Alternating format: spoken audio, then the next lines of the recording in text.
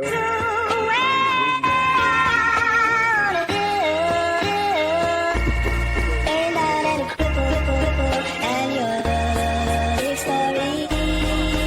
If there's crooks in your castle, then it's nights full of battles. Some fight with the barrel. That's eagles versus vultures and olives versus arrows. Carhartt apparel, harrowed by the pharaohs who travel through the narrow. What's really good, ladies and gentlemen? No introduction from myself because I got the big homie in, Lex Ludlow. How are you doing, my brother? It's Ludlow, my friend. That's what I said. No, listen, I mess up everybody's name. Like, I mess up my own last name at times. I'm just messing with you, brother. But yeah, Ludlow. Now, all respect, brother. How you been, buddy? I'm all right. And before we even go into who you want to fight or who you're going to fight in Philly, the last time we talked, we kind of joked with the legend killer thing. And I was like, oh, snap, it's a perfect time because Andre Arlovski, the pit bull, just came into BKFC. He had the interaction with Ben, and I was like, I got to ask, what do you think of Andre Arlovski coming into bare knuckle?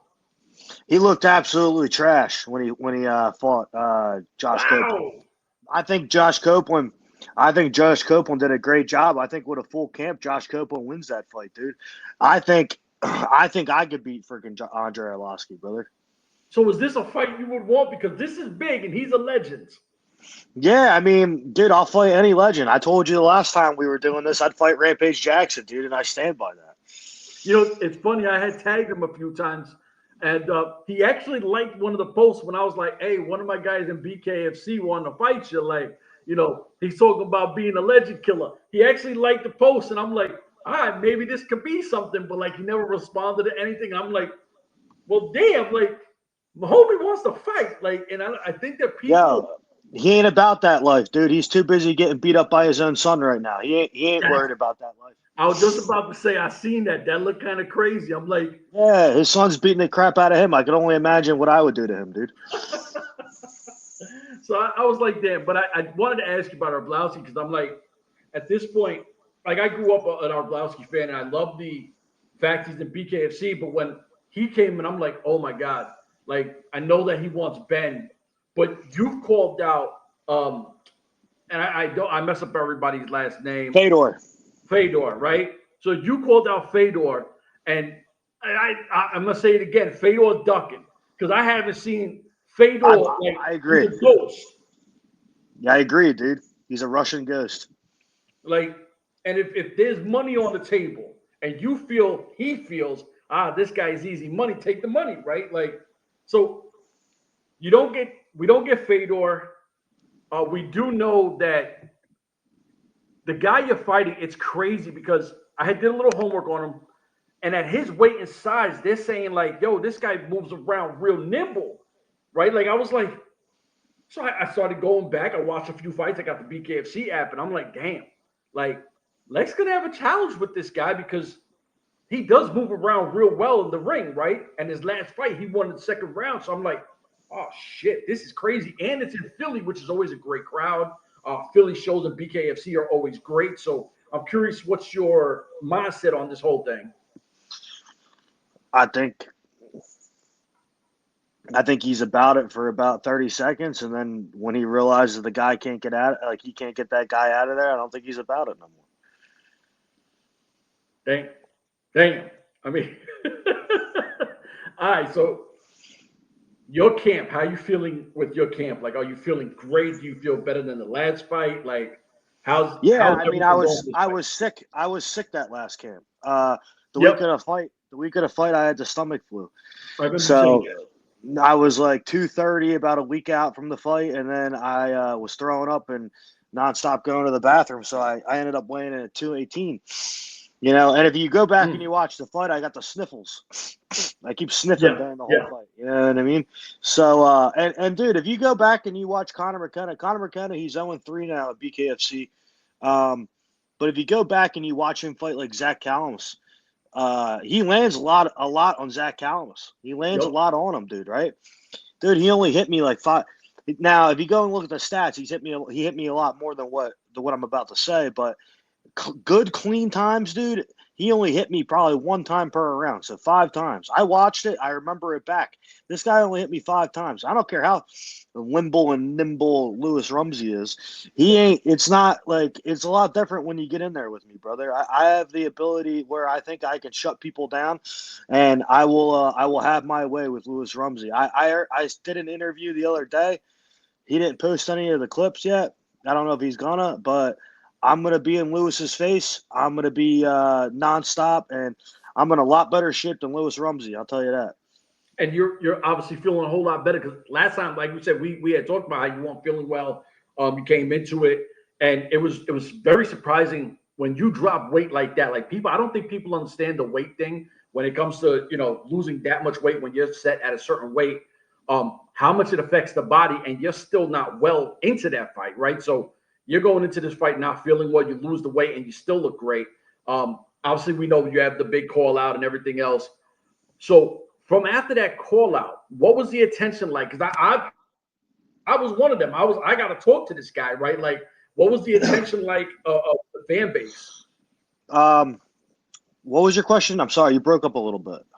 What I was saying was, even with that, all the weight loss, right?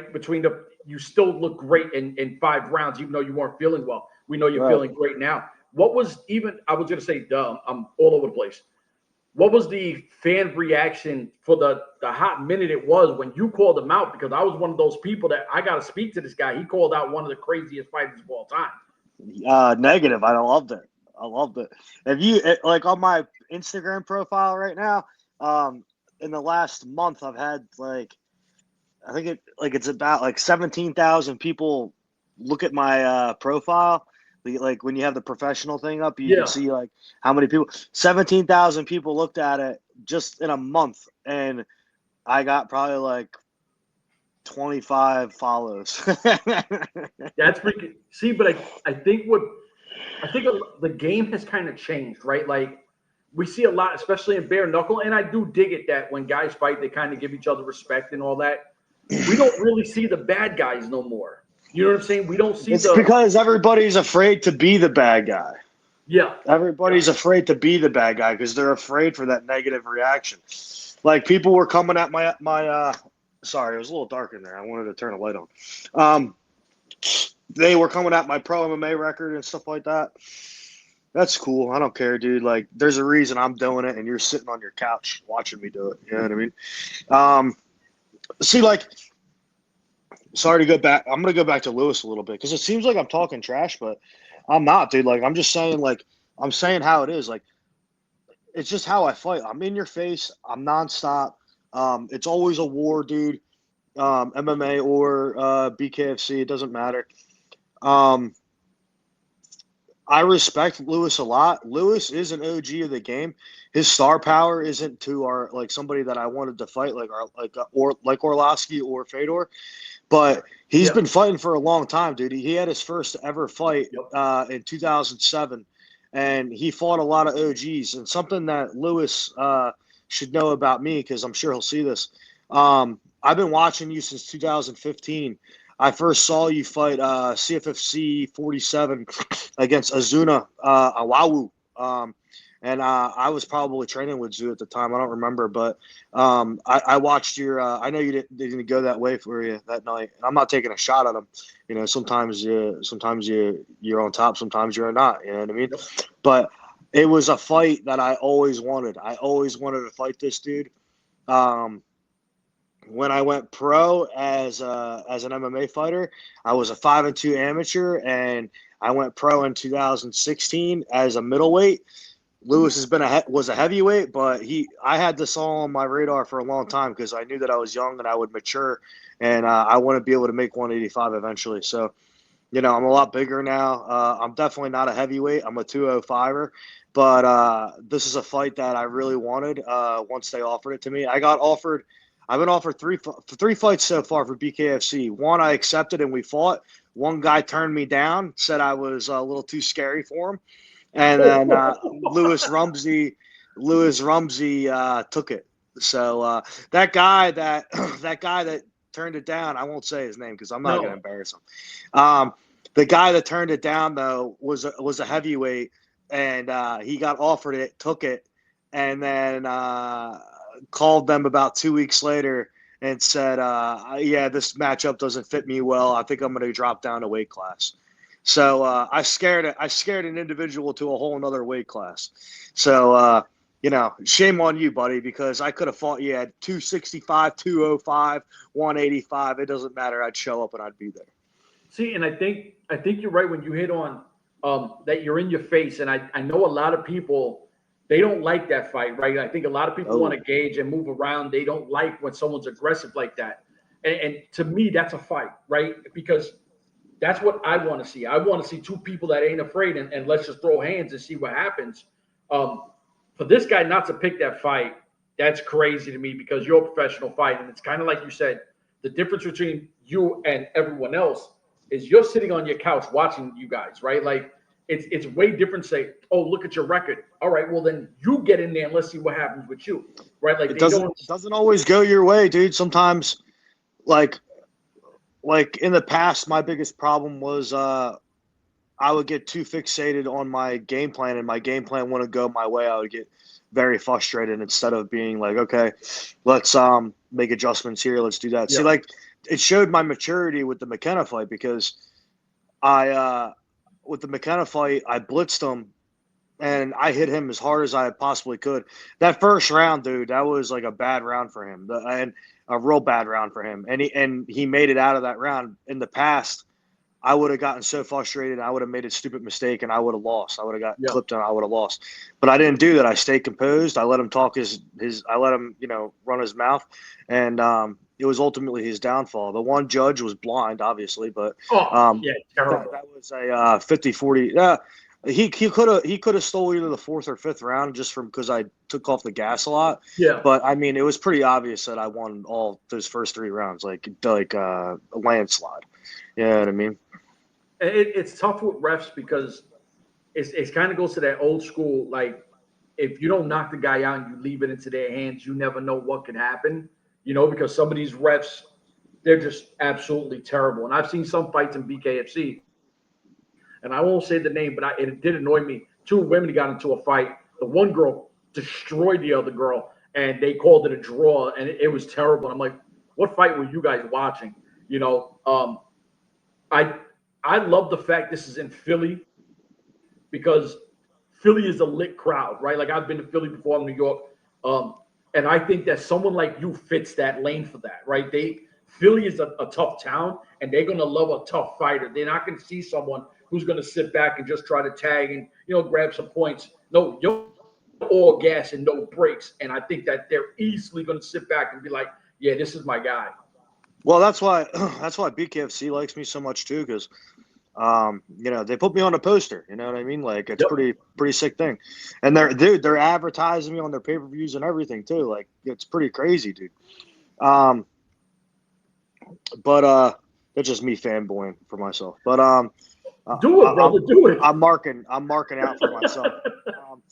But I don't know. I know that they like that I come to fight. I know that they like that I haven't said no yet. That's a big thing. You know what I mean? Can't say like and I like the only way I would ever say no, dude, is if like I'm fighting someone like 6'8", like just reach and that's like the only way, because that wouldn't even be fair. I'll just be getting picked apart on the outside and just die. You know what I mean?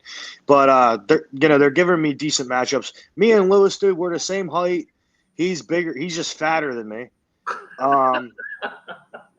It's not a shot on him. Like it's just the obvious. I mean, the facts are facts.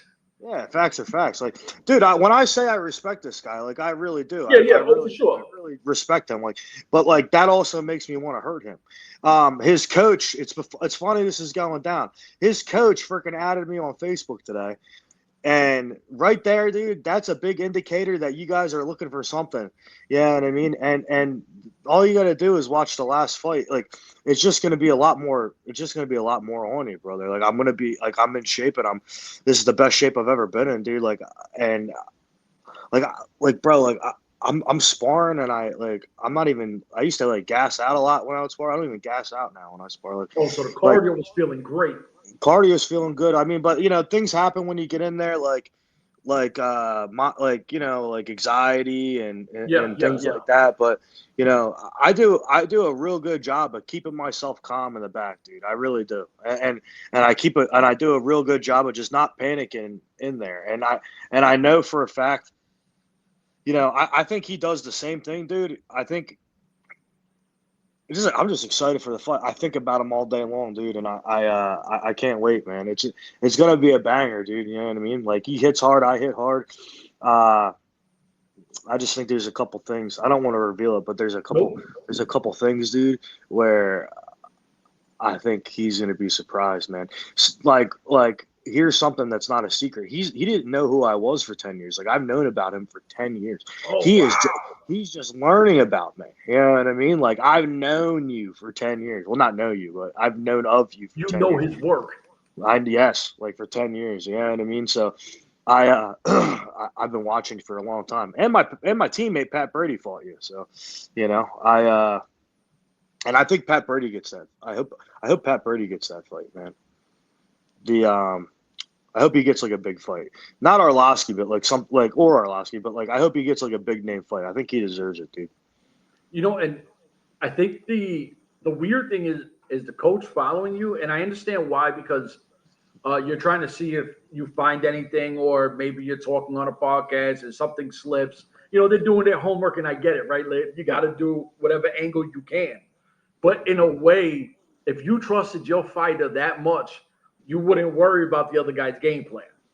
Bro, I looked him up. I looked him up. See, I'm not afraid to say this stuff. I looked him up on Instagram one time, not to see if he's posting about me, just to see what this dude's like his life's like, and exactly. You know what I mean? Just to see if he's a father. I'm a father, so see if he's a father, just see his life. It's the last time I looked him up, dude. I watched after. So we're less than 5 weeks out. Friday, I think we're a month out on Friday. After Friday, I won't watch his fights again. I don't watch his fights again till I fight him. And I thought it was, I don't know, dude.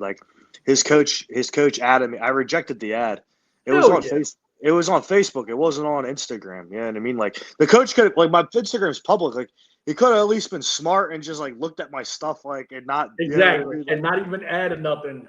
But he added me, and it was real easy to put everything together because he added me, and I clicked. And on Facebook, my Facebook's kind of more personal. It's more family friends. There's a lot of people when I was younger that don't know me on there, but it's just more personal to me. You know what I mean? So I'm going to look to see who you are on Facebook opposed to Instagram. And I saw Williamsport, Pennsylvania, and I know that he's from there. And then I started it literally took me 30 seconds. Williamsport, Pennsylvania, scrolled all the way up. His gym is his cover. It says Williamsport Self-Defense. I went back on Lewis's Instagram, and I did a little quick scroll and literally just flicked up. I literally flicked up, and right there he was sparring, and in the background it says Williamsport Self-Defense. And I was like, well, I was like, Jesus, God. I was like, oh my God. I was like, this is stupid. It made me pretty confident now with that. Well, I was confident before, but not real confident now. You know what I mean? Because it's giving you that they're worried about what I'm doing over here. And nothing watch your last fight, right? Try to gauge off of that. Shit. I know you're right, dude. That's what anybody else would do. Yeah, maybe they can't find it. Nah, that's everywhere. You know why that's everywhere? Because that Arlovsky, the Fedor call-out thing is super viral in BKFC. All they got to do is just go find that and then look for anything behind it. It's not hard. Shit. I didn't realize it was that big. I know that it got 150,000 views, but I didn't realize it was a little bigger than that. That's pretty cool. Dude, I know one of my friends, he don't even watch BKFC. Right on. That came out, and he was like, yo, did you see this guy call out Fedor? This guy's crazy. I'm like, yeah, I'm about to interview him. He was like, get the fuck out of here. I was like, bro, he called him out. He really wants it. He really wants that fight. And he's it's Fedor. And I'm like, bro, I was like, let me interview him, and I'm gonna give you that temperature of what happened. As soon as I came up, I was like, bro, he's ready to kill this guy. Like, it's not a call out because he's looking for money or nothing. I said, he really wants that smoke. And he was like, yo, this shit is everywhere. That's super popping. Like, and this is what I'm saying. You got guys, and you had Tony Loco who just had to fight with Ben Bonner. And he talked a lot of shit, kind of felt like he kind of came off like Conor. And I'm like, it feels kind of forced. But nobody has done what you have done. And I've been watching BKFC for a while. That whole, like, you Russian piece of shit, like with that bass in your voice, that is, yo, get me this guy and I'm gonna knock him the fuck out on your pay-per-view. Yeah, man. Totally would do it in a heartbeat. Like, they could offer me. I shouldn't say that, but they could offer me like 50K and I would do it. You know what I mean? I want another zero behind that. But I mean, you know what I mean? Like, but I see a lot more of what comes with it, like, than the money. You know what I mean? Like if I had to fight him for a lot less than what I want, I see what comes with it after that. And listen, dude, like, it's like what I told you the last time we talked about this. 10, 20 years ago, that dude pummels me. It, like, he was a beast. Destroys me. But unfortunately for him, time is not on his side. You know what I mean? It's not really on any of our side, but for right now, it's on my side. And the reason I don't think he would do it is because of, like, the reason like, Arlovsky was saying he wants to fight him and stuff like that. Yeah. I just don't think he's interested in BKFC, or not BKFC, but just bare knuckle. Bare knuckle. Yep. I don't think but I don't know, dude. Like, if I were him, I would look at me and I'd be like, dude, this guy, like on paper, like, I should be able to run through this guy. Like, it shouldn't even be hard. Like I would do it if I was, because think about it. That's like whatever job you have. It's like, hey, do you want to show up to work for one more day of your life and make $1 million, like $2 million, or would you rather work the rest of your life, like, or something? I don't know. Like, I'm trying to think of something, but it's true. But all he has to do is show up one more time, and he could make like $2.5 million or whatever they offered him, and he would never have to do it ever again if he didn't want to. And he's 50-something years old. He probably already has millions, but like $2.5 million more that his family never has to worry about. You know, and I think the worry is that people are looking at BKFC, and we've seen a lot of UFC guys have come over, or boxing people, and they get punched. And I've said this so many times, they get knocked down. They don't get knocked down. They don't want no more of it, right? And I think that it takes a certain type of animal. You know, you got to be a fucking warrior to go into BKFC knowing that bare hands are going to be punching your face, you know, and that's crazy. Well, like, if you watch Arlovsky fight, right? Like, if you watch him fight for that BKFC fight, he was a completely different fighter, dude. I know he's older, but even like if you, like, he fought, I don't even know, like, he fought UFC not too long ago. Like, he looked completely different. And like, back in the day, he probably runs through me and Josh Copeland, but Josh Copeland, dude, did a great job in that fight. I really think, I'm a big Josh Copeland fan after that. I really think Josh Copeland would beat him on a full camp. Arlovsky started to make adjustments because Copeland started to get tired.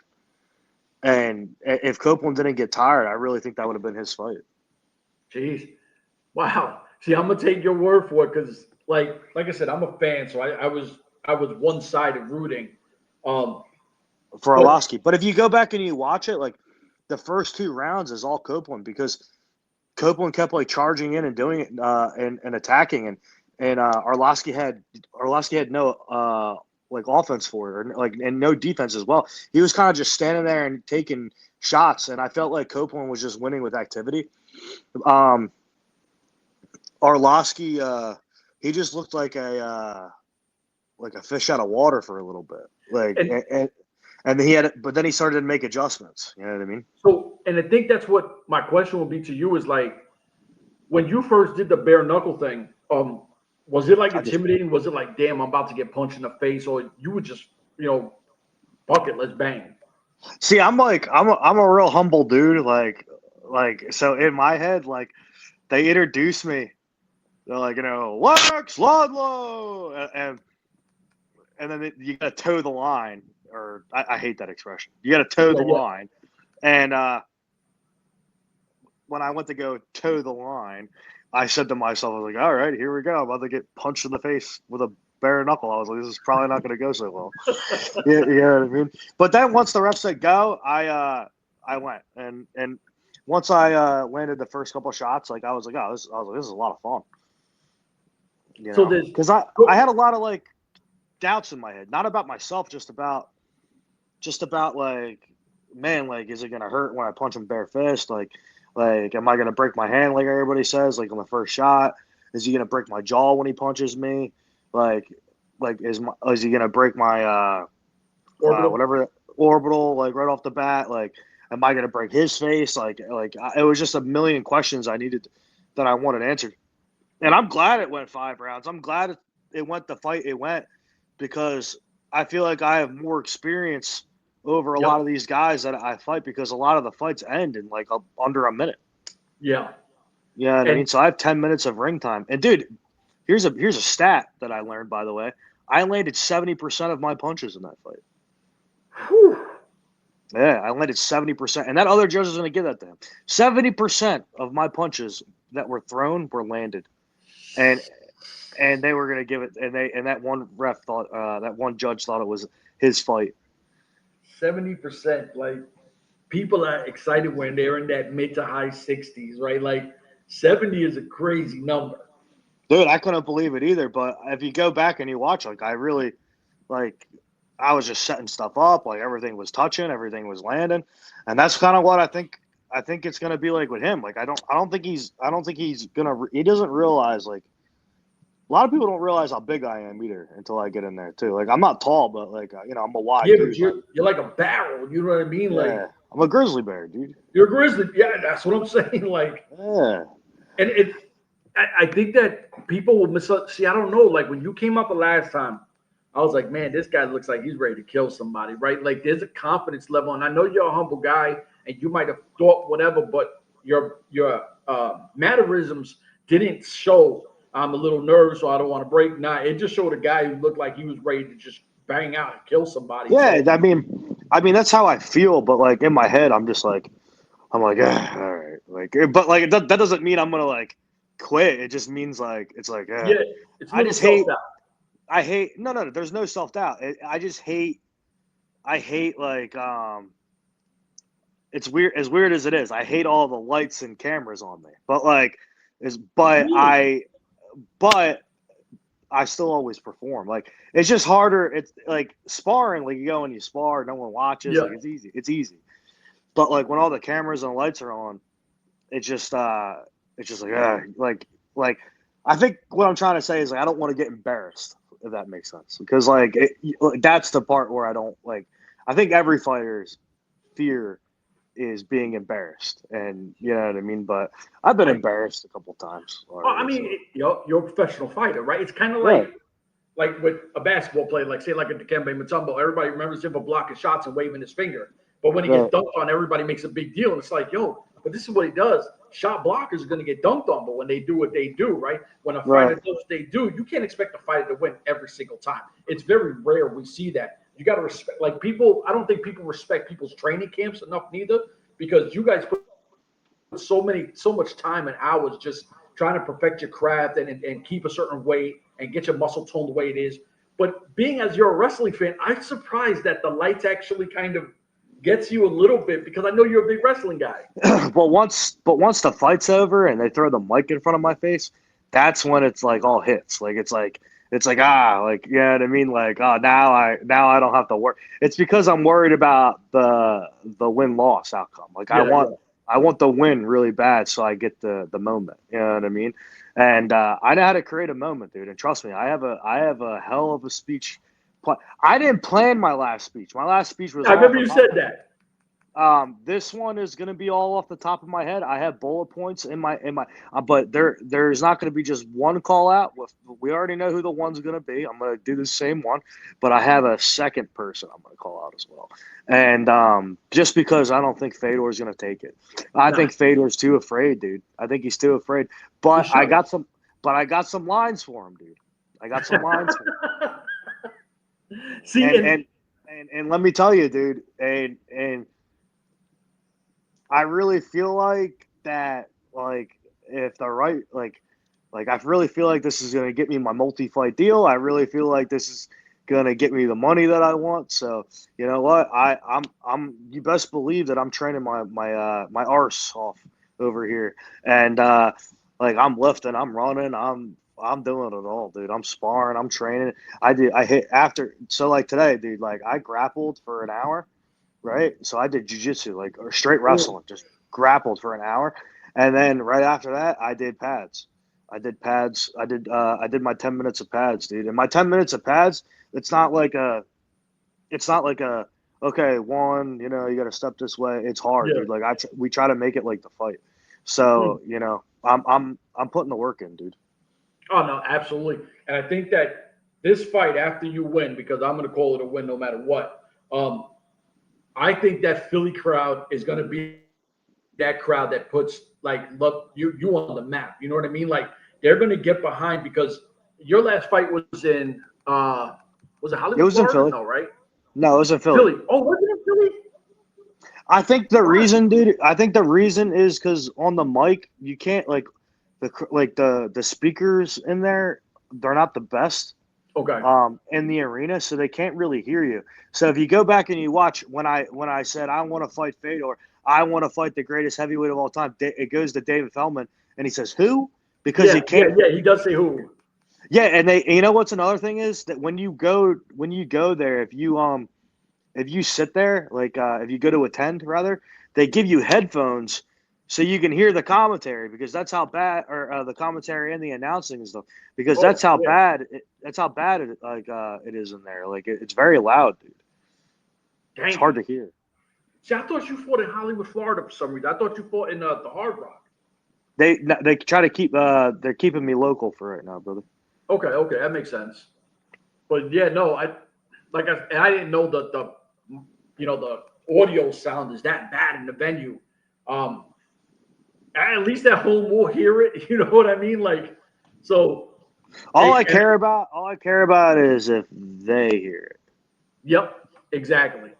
I don't really care about the crowd. I want them to hear it. And like I said, I think that when people actually sit back and they look at you and they go, damn, he feels like us, right? Like, no one's doing what he's doing. No one's calling out people like he's talking. No one has that aggression like he has that aggression. And I think that you're just going to fucking take this fight, beat the shit out this guy, and everyone's going to be like, this is that guy. That's what I think anyway. Yeah, man. I mean, I totally hope so. Like, I've been wanting to fight this guy for 10 years, and, you know, I think it's going to be a banger. I think it's going to be a good fight, dude. I think he's going to hit me, and I think I'm going to hit him a lot, so. Well, I mean, you manifested it, which is crazy, right? 10 years, you wanted it, you got it. Everything's sitting on that platter. It's just your time to eat. That's what it's coming down to. And I really, the way I've been visualizing the way I'm going to win too. So and I've been manifesting the way I'm going to win. See, like, I never really thought about like I always think like this, like Fedor, for example, right? I don't visualize me and him fighting because it's not a real possibility yet, right? But like, say if the contract got out there and then I sign it, that's when I start visualizing it and I start thinking about it. Like when I listen to, like, I only listen to music when I drive. I don't believe in listening to music when you work out and stuff, because you can't listen to music when you're fighting.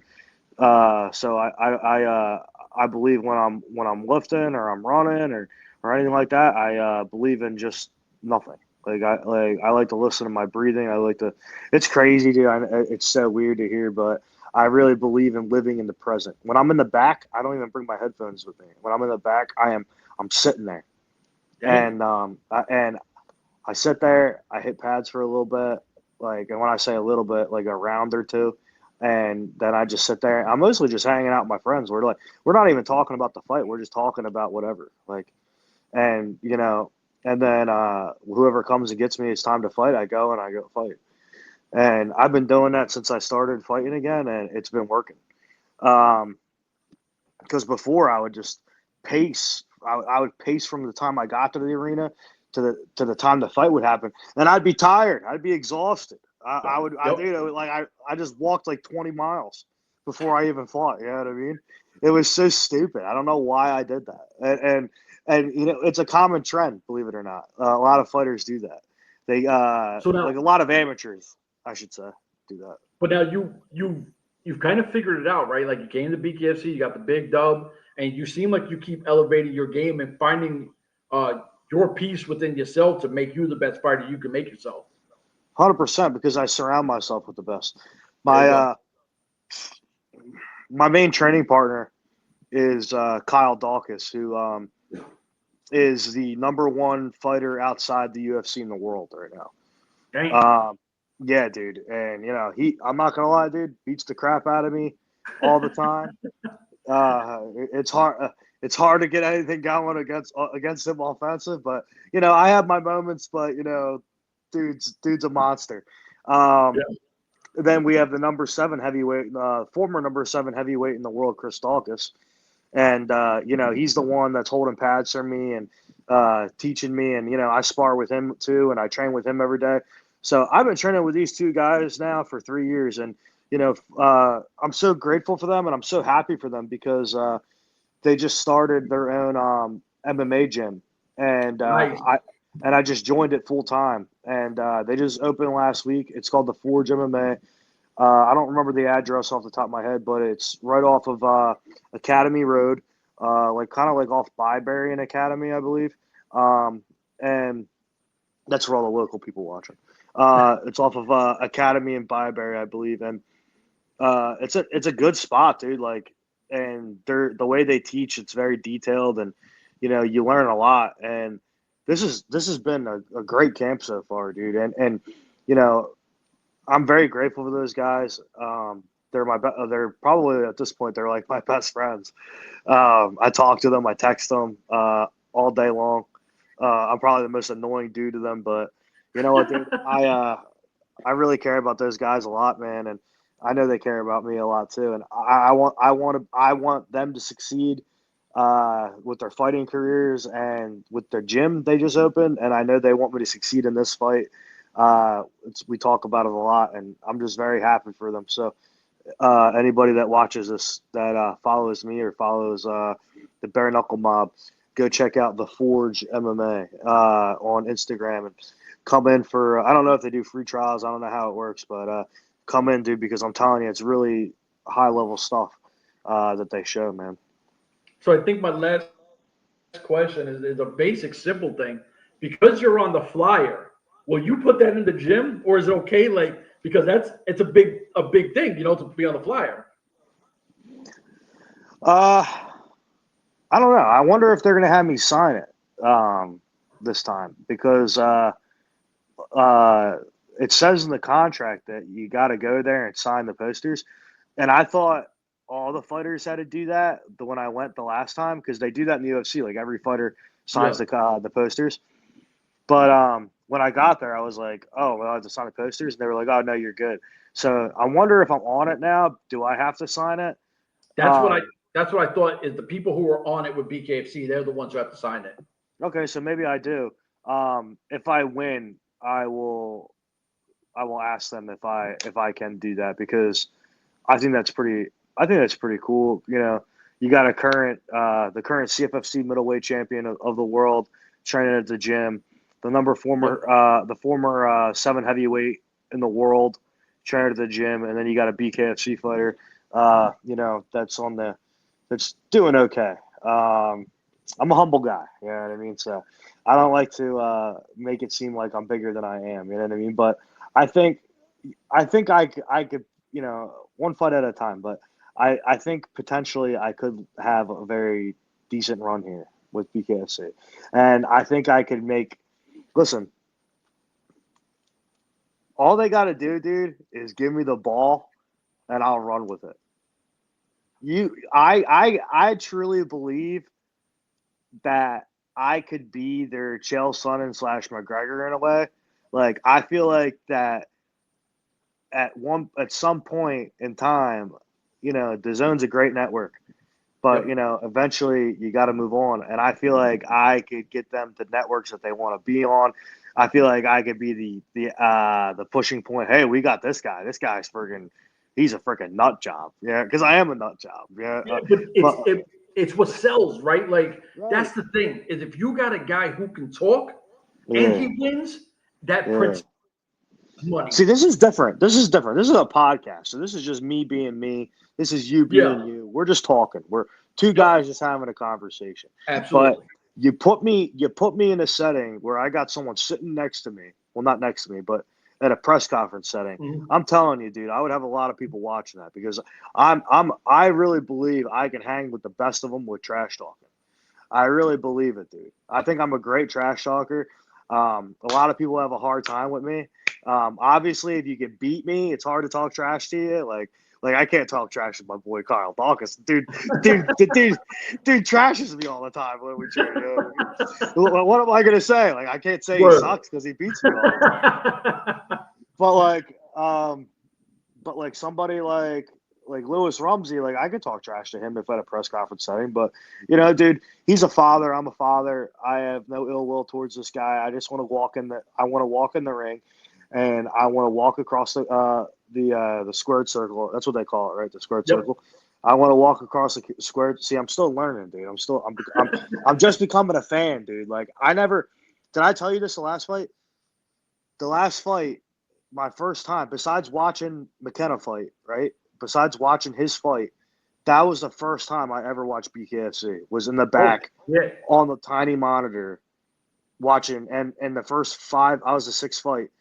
I was the first fight on the main card. The first 5 fights all ended with under a minute, and that was my first impression of BKFC. So that's why I had those thoughts going in the ring, because I'm thinking, wow, all these dudes just got knocked out under a minute. I was like, I got a lot to live up to.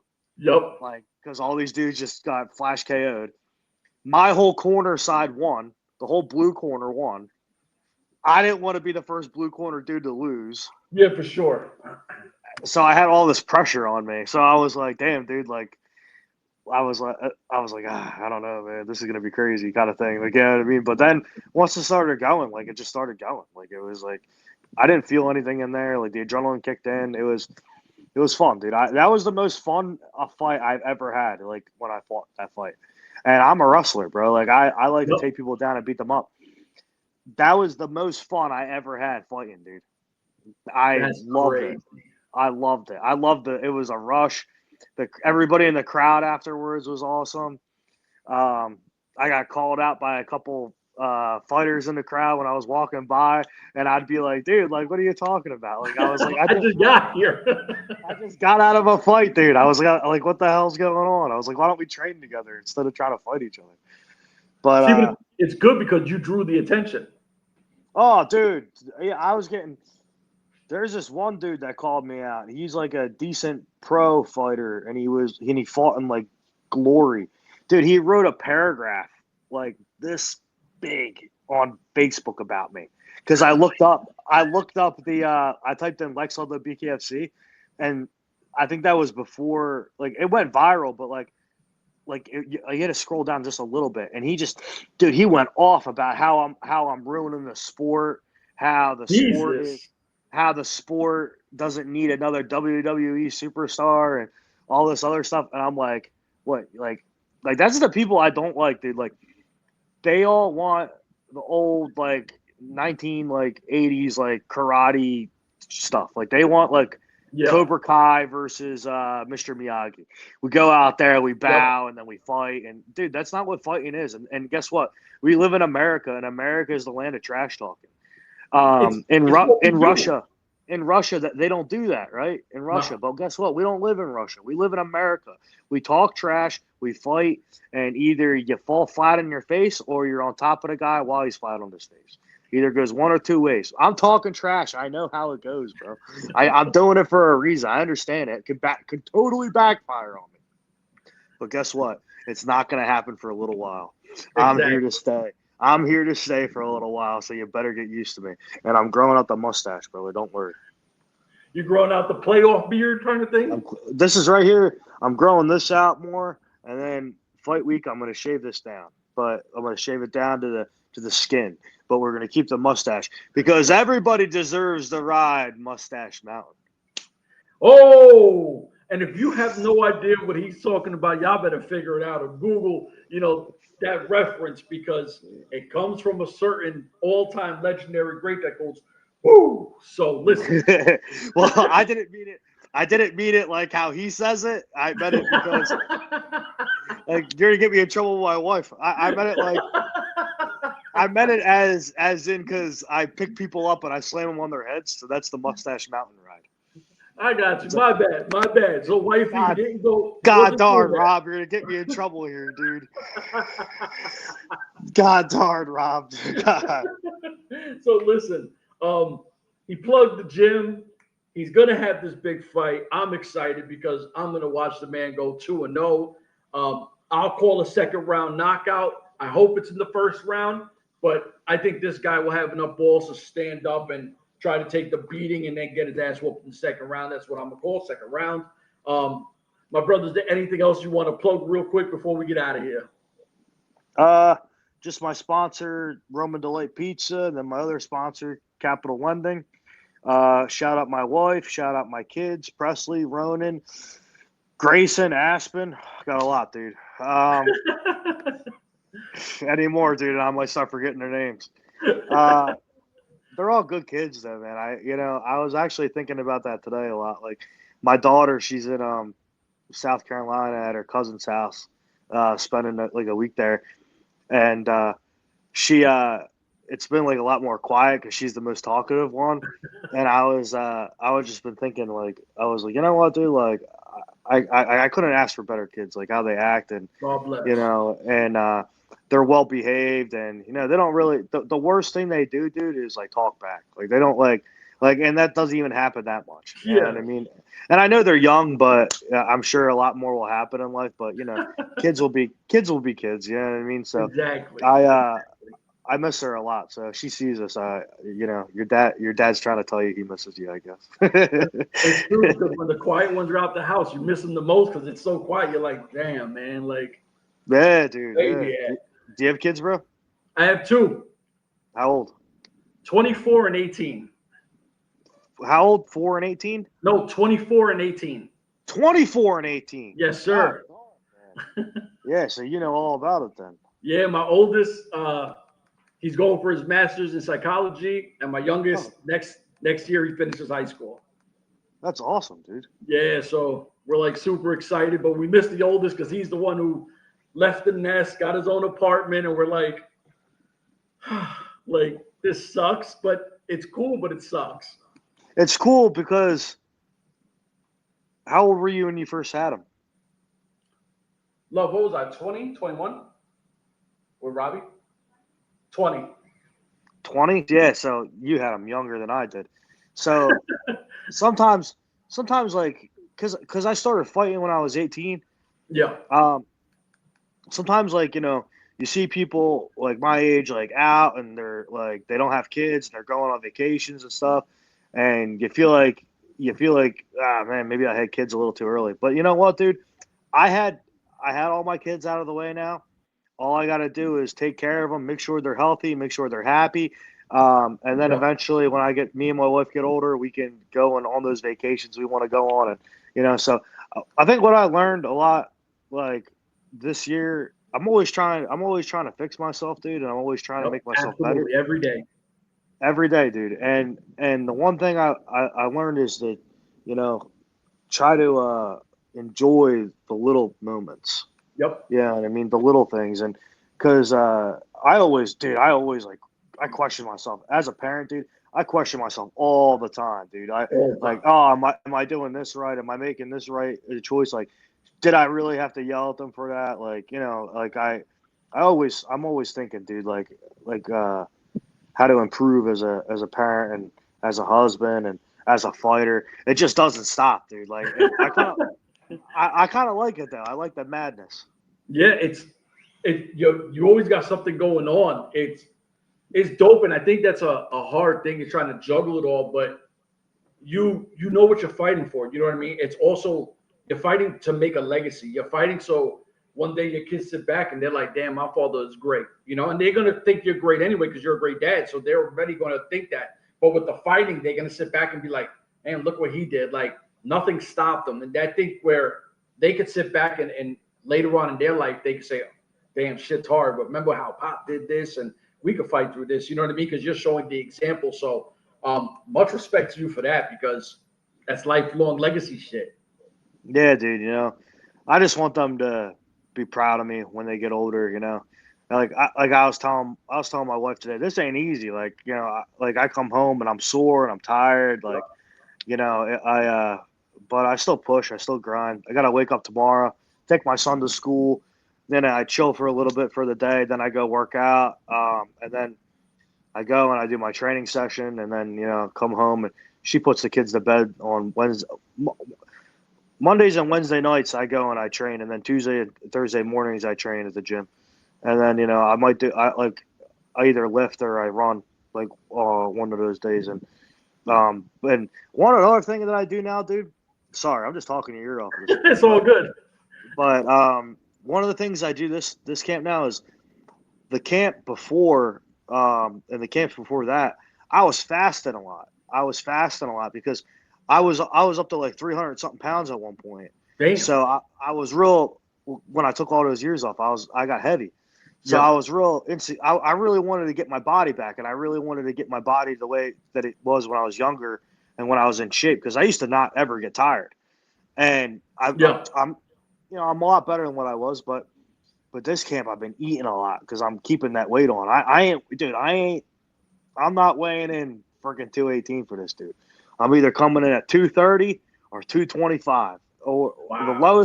The lowest I told myself is 220. But I'm telling you, dude, I'm a lot bigger than what I was at last fight. And I've been lifting, dude. I've been lifting. I've been running. But the thing is though, is you're eating better, but you're healthy and you're toning it the right way, right? It's not like it's just excess weight where you're not managing it. This is lean weight, right? Like, so, I'm not eating McDonald's, dude. Yeah.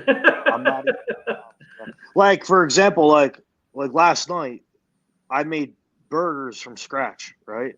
I ate 3 burgers yesterday, right?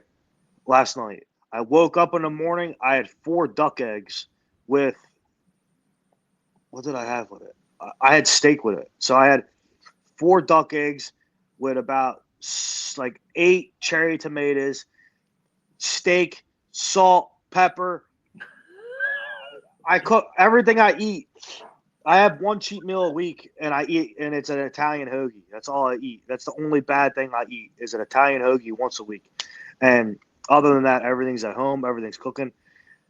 Here's another thing about this fight. He's got to weigh 245, or he gives me 20% of his purse. Oh, so he's got to cut. He's got to cut weight, dude. He's got to cut weight. You about to make a little extra change? I think he's going to come in heavy personally. But I'm ready for either version. I'm ready for the 245, or I'm ready for the 265 version. I train with, you know, heavyweights all the time, so I'm not worried about it. No, facts. Listen, my brother, it's getting late, and the wife is looking at me like it's time for me to go to sleep soon. So, sorry, dude. I told you I'm a talker, brother. Nah, it's all good. It's all good. The host is kicking the dude. That's how much I like to. It's because I'm obsessed with the fight, brother. I like talking about the fight. But this is what makes us love you, right? Like, we need more guys like you who love to do what they do. Right, brother. Yeah. Let's keep it going. Listen, dude, I'm gonna knock Lewis Rumsey out in the second round, and I'll point right to the camera for you. If I point to the camera, that means you called it. All right, listen, I'm gonna talk a whole lot of shit. Yeah, I'm just saying. So dude, you better bet on it. You better bet on it then. I got you. So actually, before we get off, do you know if BKFC is gonna do that portal thing like Ice Wars doing? They get BKFC and Ice Wars. They're a partnership now. And damn, I should have got off, but I'll talk quick. So there's a thing they have. It's called Portal, where after the fight you can actually tip your fighter. Oh, I heard about that. I don't know. That's a good question. Damn, I don't know, dude. Let's put the house on let's put the mortgage down on me, second round knockout. You know what I mean, dude? Let's go. My brother, right. I appreciate your time and everything. So for myself, the man that's about to knock this guy out in the second round, we out of here. Deuces.